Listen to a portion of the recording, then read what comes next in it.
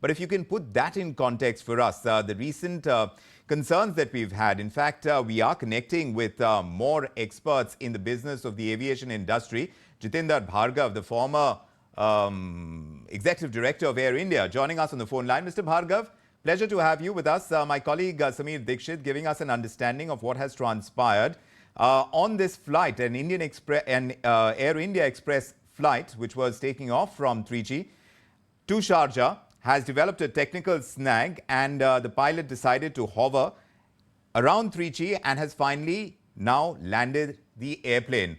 Mr. Bhargav, if you can give us an understanding of this kind of incident and how standard operating procedures are followed.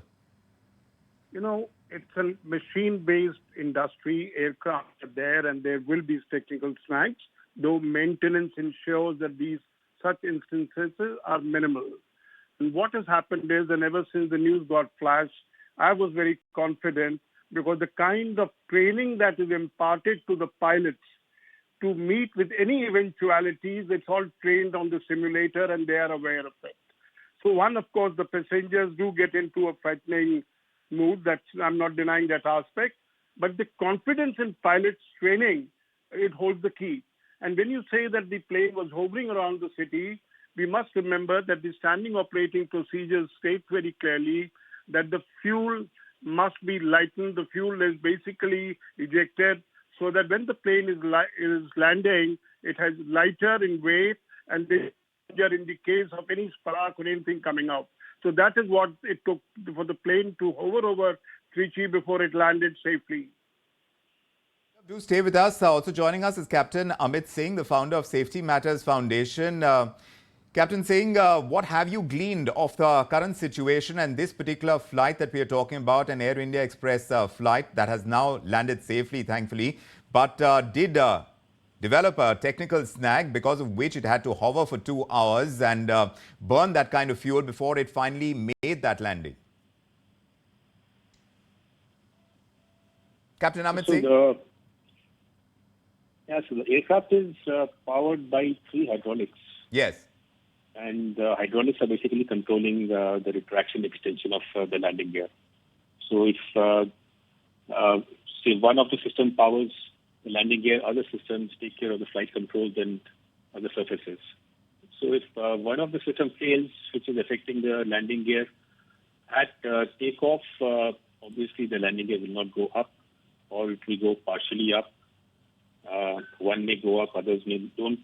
But ultimately, it is the landing gear which is affected, and there are procedures or alternate procedures to get the landing gear down, which is landing gear by gravity. You unlock the landing gear, it falls down by gravity and locks in the extended position. So that is the going up and coming down of the landing gear. So if all 3 landing gears are down, there is no issue, and there is no big safety concern or big emergency. Now, the point would be, is the aircraft capable of landing back? Because surely she cannot continue to Sharjah because of the excessive drag and fuel consumption, which falls short of fuel if the flight is continued. So best option is to return or divert to an airfield which has adequate facilities of handling the aircraft with such an emergency. Now, the aircraft is on a long flight from Trichy to Sharjah for a 737-800, so it's laden with fuel. The maximum takeoff weight is usually higher than the maximum landing weight because we expect a certain amount of fuel to be burnt. The aircraft becomes lighter near the destination and is able to land closer or lower than the max landing weight. So now, if you have taken off with very high amount of weight, now you need to lighten the weight. The only way is to dump fuel or to burn fuel. This particular aircraft does not have the facility of dumping fuel, which other bigger aircrafts have.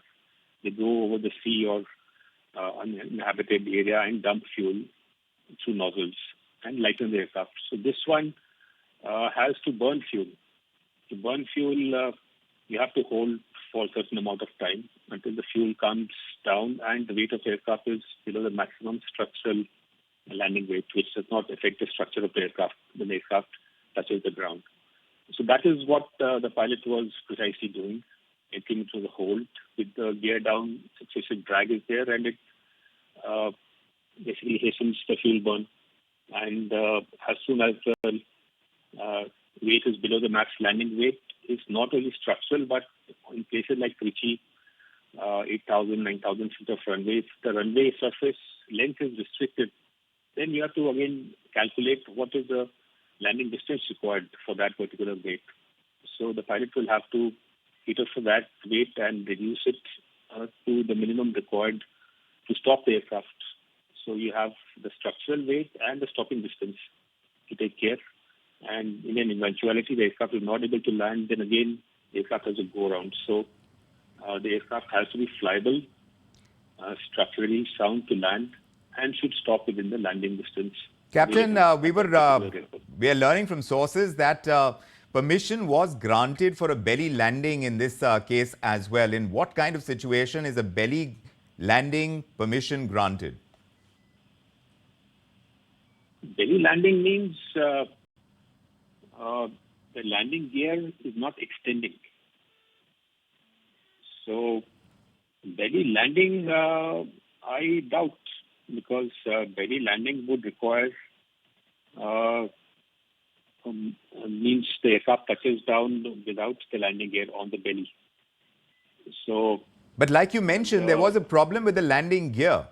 Now, if there is a problem with the landing gear, then this kind of permission, is that standard operating procedure to allow an aircraft to land,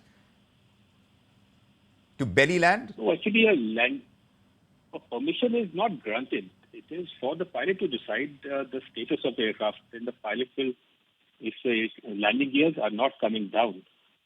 So landing gears normally come down with gravity, with hydraulic.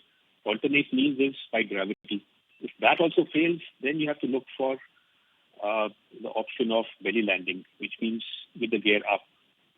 And there are very few rare cases of belly landing because the need does not arise. Normally, if the hydraulic fails, the gravity extension works.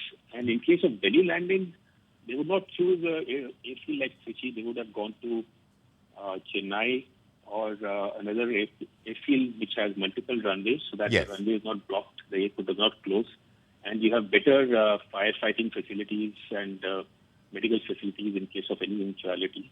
Right. So those things would have considered because the aircraft was flying perfectly. There was no issue flying the aircraft. So yes, indeed. Chennai is pretty close. They could have always gone there had the case of belly landing been there. So it is not granted by anybody. It is for the pilot to decide at that situation. Yes.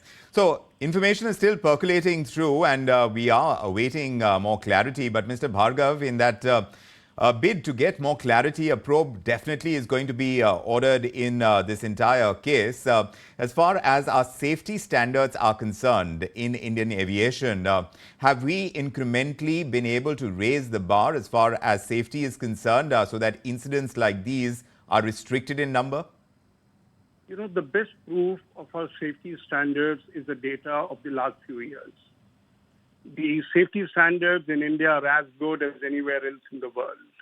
One-off incidents do take place, and as you have noticed today, the ground airport services, for example, the ambulances and everything, the state of preparedness, the SOPs that are followed have all been followed to the T. Because you look in the aviation industry on the worst eventuality basis and said, if this is what happens, we shouldn't be found wanting. Fortunately, the pilot, as I said earlier, pilots are trained for all eventualities on simulator. And there's a refresher course that follows, so they are conversant that should such a technical flaw takes place, what is the way to be followed. And that is exactly what has happened. So it's a kind of relief for everyone that the pilot, the investment that is made in pilot training has paid dividends. It's all safe at the moment. And of course, the investigation will take place on the engineering side as to why the hydraulic failure took place, etc., and why it is. So, and as Captain Amit Singh very rightly explained, that the pilot in command takes a call on what he is supposed to do because he is made conversant with the entire procedure and what it is. He must have informed the ATC that this is what I'm preparing for, and as a consequence of which, whether it was ambulances, whether it was fire tenders, everybody is put on standby. That's right. Indeed.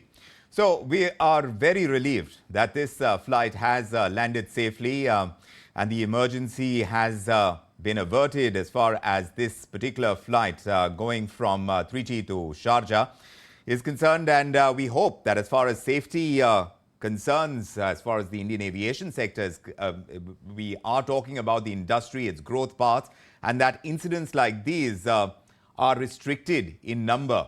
That's the hope, and we'll seek more clarity on what exactly happened in this case. If you like this video, then like, share and subscribe to ET Now.